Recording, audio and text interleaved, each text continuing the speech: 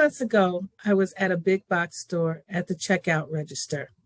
My husband had a credit card that was associated with this store so that we could get cash back rewards on the amount of money that we charged on it.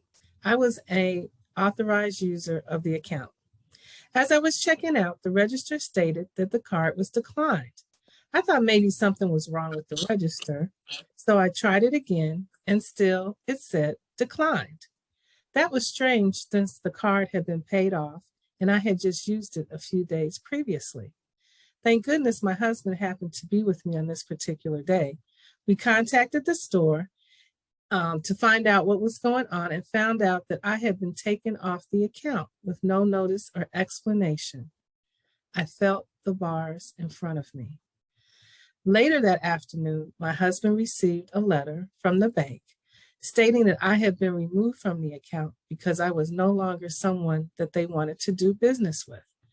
The interesting thing is that I had my own high limit account with this same bank. A few weeks later, I received a letter stating that they had closed my account with no notice. I asked for an explanation, and they told me that they had done a background check and had found out that I had pled guilty to fraud. I felt the bars in front of me. The judicial system has created a prison system called restitution. Even though I am not in a physical place, mentally and economically, the system has created an invisible prison. Unless you are affected by it or know someone who is, you would never even know that it existed. We live in a country that claims to be one of second chances, yet that does not hold true for those of us who have been convicted of a white-collar offense. We continue to be held in prison, an invisible one, and will more than likely serve a life sentence. How can this happen in a great country called America? Society has continued to keep me in prison by closing my credit card accounts, bank accounts. I'm unable to refinance my house or even buy a new one because of the lien that the government has placed against me. I was charged with mail fraud and owe approximately $5 million in restitution. I did not receive that amount, nor were there any actual losses in my case of that amount, yet the government is allowed to charge for intended losses and thus bind people to these amounts. For many like myself, we will never be able to pay this amount back during our lifetime.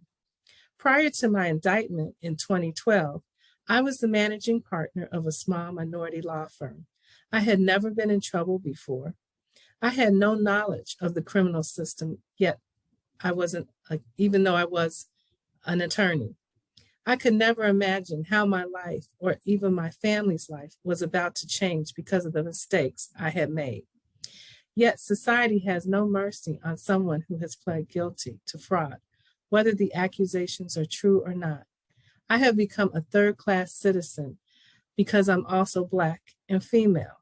I live in fear each day, worrying that my bank or my credit card companies may do a background check and find out about my fraud charge and determine that I am somebody that they no longer want to do business with.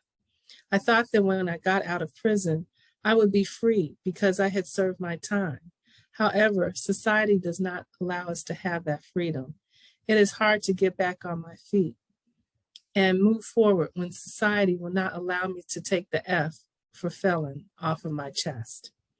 In January 2021, I, along with several other women, reached out to Dr. Topeka K. Sam, founder and executive director of the Ladies of Hope Ministries, to find out if she had any advice on how we could tackle this restitution.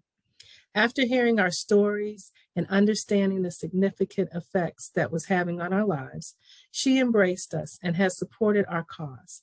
In August 2022, we launched the Remission Now campaign. Remission is a type of clemency that the president can grant to eliminate a person's restitution. I would ask that you support our campaign by signing our petition, which is found on the Ladies of Hope Ministries website.